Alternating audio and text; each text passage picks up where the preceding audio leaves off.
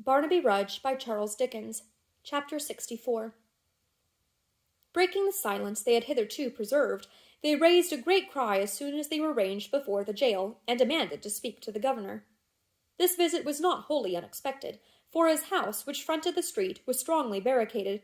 The wicket gate of the prison was closed up, and at no loophole or grating was any person to be seen. Before they had repeated their summons many times, a man appeared upon the roof of the governor's house, and asked what it was they wanted. Some said one thing, some another, and some only groaned and hissed.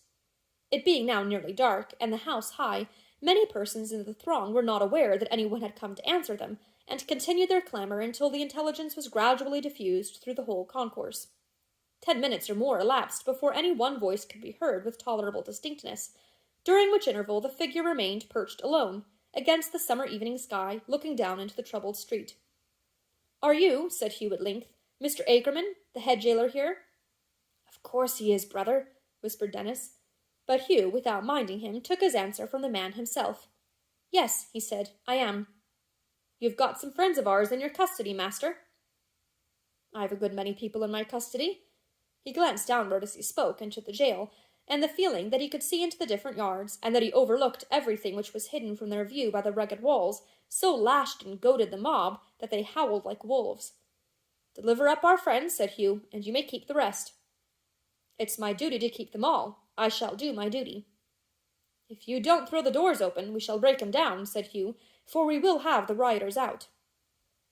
"All I can do, good people," Akerman replied, "is to exhort you to disperse, and to remind you that the consequences of any disturbance in this place will be very severe, and bitterly repented by most of you, when it is too late."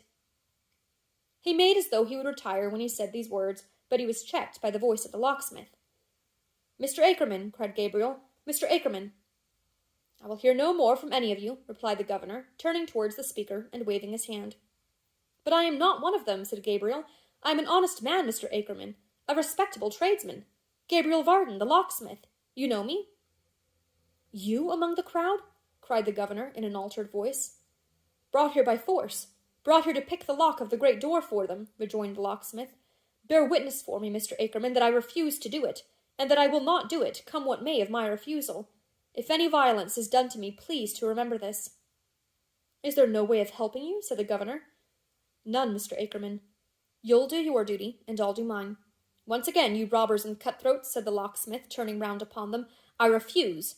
Ah, Howell till your horse, I refuse." "Stay, stay," said the jailer hastily. "Mr. Varden, I know you for a worthy man, and one who would do no unlawful act except upon compulsion." "Upon compulsion, sir," interposed the locksmith, who felt that the tone in which this was said conveyed the speaker's impression that he had ample excuse for yielding to the furious multitude who beset and hemmed him in on every side, and among whom he stood, an old man, quite alone. "Upon compulsion, sir, I'll do nothing."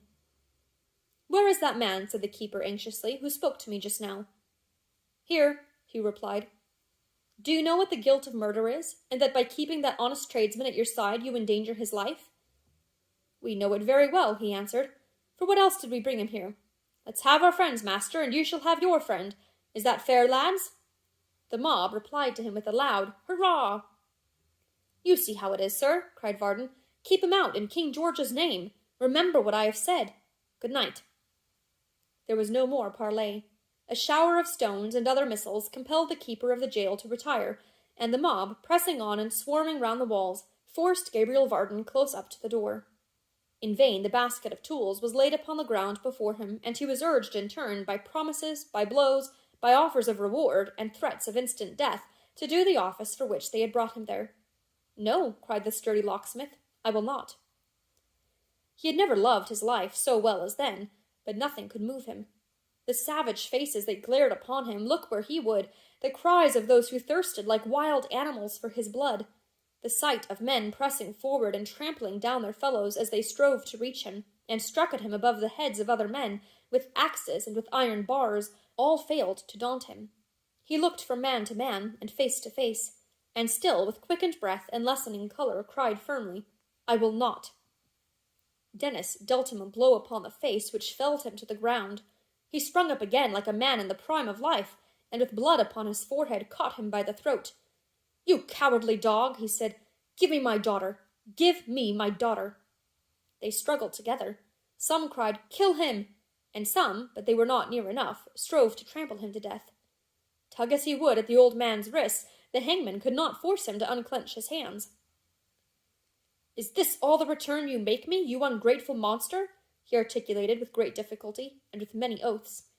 "Give me my daughter," cried the locksmith, who was now as fierce as those who gathered round him. "Give me my daughter."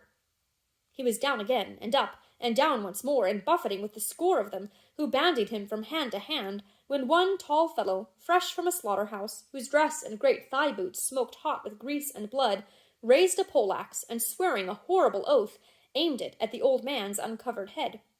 At that instant, and in the very act, he fell himself, as if struck by lightning, and over his body a one-armed man came darting to the locksmith's side. Another man was with him, and both caught the locksmith roughly in their grasp. "Leave him to us," they cried to Hugh, struggling as they spoke to force a passage backward through the crowd. "Leave him to us. Why do you waste your whole strength on such as he, when a couple of men can finish him in as many minutes? You lose time. Remember the prisoners. Remember Barnaby." The cry ran through the mob. Hammers began to rattle on the walls, and every man strove to reach the prison, and be among the foremost rank. Fighting their way through the press and struggle, as desperately as if they were in the midst of enemies rather than their own friends, the two men retreated with the locksmith between them, and dragged him through the very heart of the concourse. And now the strokes began to fall like hail upon the gate, and on the strong building, for those who could not reach the door spent their fierce rage on anything, even on the great blocks of stone, which shivered their weapons into fragments, and made their hands and arms to tingle as if the walls were active in their stout resistance, and dealt them back their blows. The clash of iron ringing upon iron mingled with the deafening tumult and sounded high above it. As the great sledge-hammers rattled on the nailed and plated door, the sparks flew off in showers. Men worked in gangs, and at short intervals relieved each other, that all their strength might be devoted to the work. But there stood the portal still, as grim and dark and strong as ever, and saving for the dints upon its battered surface, quite unchanged.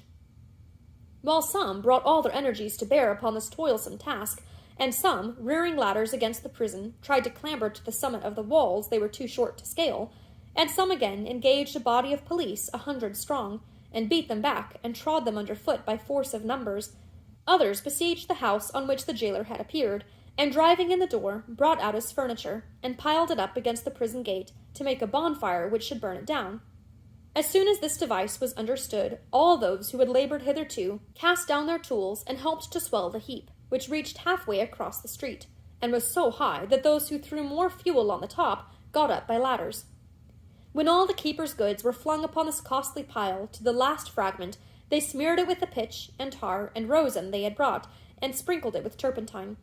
To all the woodwork round the prison doors they did the like, leaving not a joist or beam untouched. This infernal christening performed, they fired the pile with lighted matches and with blazing tow, and then stood by, awaiting the result. The furniture being very dry and rendered more combustible by wax and oil, besides the arts they had used, took fire at once. The flames roared high and fiercely, blackening the prison wall, and twining up its lofty front like burning serpents. At first they crowded round the blaze, and vented their exultation only in their looks, but when it grew hotter and fiercer, when it crackled, leaped, and roared like a great furnace, when it shone upon the opposite houses, and lighted up not only the pale and wondering faces at the windows, but the inmost corners of each habitation, when through the deep red heat and glow the fire was seen sporting and toying with the door, now clinging to its obdurate surface, now gliding off with fierce inconstancy, and soaring high into the sky, anon returning to fold it in its burning grasp and lure it to its ruin, when it shone and gleamed so brightly that the church clock of St. Sepulchre's, so often pointing to the hour of death, was legible as in broad day, and the vane upon its steeple-top glittered in the unwonted light like something richly jewelled. When blackened stone and sombre brick grew ruddy in the deep reflection, and windows shone like burnished gold, dotting the longest distance in the fiery vista with their specks of brightness. When wall and tower and roof and chimney-stack seemed drunk, and in the flickering glare appeared to reel and stagger, when scores of objects never seen before burst out upon the view, and things the most familiar put on some new aspect, then the mob began to join the whirl, and with loud yells and shouts and clamor, such as happily is seldom heard, bestirred themselves to feed the fire and keep it at its height.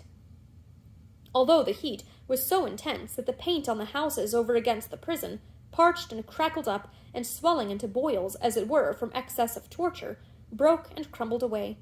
Although the glass fell from the window sashes, and the lead and iron on the roofs blistered the incautious hand that touched them, and the sparrows in the eaves took wing, and, rendered giddy by the smoke, fell fluttering down upon the blazing pile. Still, the fire was tended unceasingly by busy hands, and round it men were going always. They never slackened in their zeal, or kept aloof, but pressed upon the flames so hard that those in front had much ado to save themselves from being thrust in. If one man swooned or dropped, a dozen struggled for his place, and that although they knew the pain and thirst and pressure to be unendurable. Those who fell down in fainting fits, and were not crushed or burnt, were carried to an inn-yard close at hand, and dashed with water from a pump, of which buckets full were passed from man to man among the crowd. But such was the strong desire of all to drink, and such the fighting to be first, that for the most part the whole contents were spilled upon the ground, without the lips of one man being moistened. Meanwhile, and in the midst of all the roar and outcry, those who were nearest to the pile heaped up again the burning fragments that came toppling down, and raked the fire about the door, which, although a sheet of flame, was still a door fast locked and barred, and kept them out. Great pieces of blazing wood were passed besides above the people's heads to such as stood about the ladders, and some of these, climbing up to the topmost stave, and holding on with one hand by the prison wall, exerted all their skill and force to cast these firebrands on the roof, or down into the yards within. In many instances, their efforts were successful, which occasioned a new and appalling addition to the horrors of the scene, for the prisoners within, seeing from between their bars that the fire caught in many places and thrived fiercely, and being all locked up in strong cells for the night, began to know that they were in danger of being burnt alive. This terrible fear, spreading from cell to cell and from yard to yard, vented itself in such dismal cries and wailings, and in such dreadful shrieks for help, that the whole jail resounded with the noise, which was loudly heard even above the shouting of the mob and roaring of the flames, and was so full of agony and despair that it made the boldest tremble. It was remarkable that these cries began in that quarter of the jail which fronted Newgate Street, where, it was well known, the men who were to suffer death on Thursday were confined. And not only were these four, who had so short a time to live, the first to whom the dread of being burnt occurred, but they were, throughout, the most importunate of all, for they could be plainly heard, notwithstanding the great thickness of the walls, crying that the wind set that way. And not only were these four, who had so short a time to live, the first to whom the dread of being burnt occurred, but they were, throughout, the most importunate of all, for they could be plainly heard, notwithstanding the great thickness of the walls, crying that the wind set that way, and that the flames would shortly reach them, and calling to the officers of the jail to come and quench the fire from a cistern which was in their yard, and full of water. Judging from what the crowd outside the walls could hear from time to time, these four doomed wretches never ceased to call for help, and that with as much distraction and in as great a frenzy of attachment to existence as though each had an honored, happy life before him, instead of 48 hours of miserable imprisonment and then a violent and shameful death. But the anguish and suffering of the two sons of one of these men, when they heard, or fancied that they heard, their father's voice, is past description. After wringing their hands and rushing to and fro as if they were stark mad, one mounted on the shoulders of his brother and tried to clamber up the face of the high wall, guarded at the top with spikes and points of iron. And when he fell among the crowd, he was not deterred by his bruises, but mounted up again and fell again, and, when he found the feat impossible, began to beat the stones and tear them with his hands, as if he could that way make a breach in the strong building and force a passage in. At last they cleft their way among the mob about the door, though many men, 12 times their match, had tried in vain to do so, and were seen in the fire, striving to prise it down with crowbars. Nor were they alone affected by the outcry from within the prison. The women who were looking on shrieked loudly, beat their hands together, stopped their ears, and many fainted. The men who were not near the walls and active in the siege, rather than do nothing, tore up the pavement of the street, and did so with a haste and fury they could not have surpassed if that had been the jail, and they were near their object. Not one living creature in the throng was for an instant still.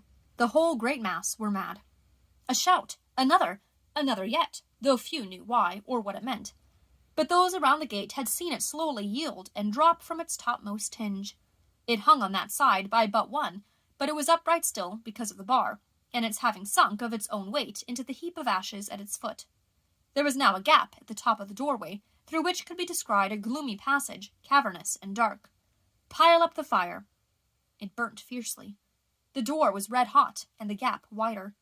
They vainly tried to shield their faces with their hands, and standing as if in readiness for a spring, watched the place. Dark figures, some crawling on their hands and knees, some carried in the arms of others, were seen to pass along the roof. It was plain the jail could hold out no longer. The keeper and his officers and their wives and children were escaping. "Pile up the fire." The door sank down again. It settled deeper in the cinders, tottered, yielded, was down. As they shouted again, they fell back for a moment and left a clear space about the fire that lay between them and the jail entry. Hugh leaped upon the blazing heap, and scattering a train of sparks into the air, and making the dark lobby glitter with those that hung upon his dress, dashed into the jail. The hangman followed, and then so many rushed upon their track that the fire got trodden down and thinly strewn about the street, but there was no need of it now, for inside and out the prison was in flames.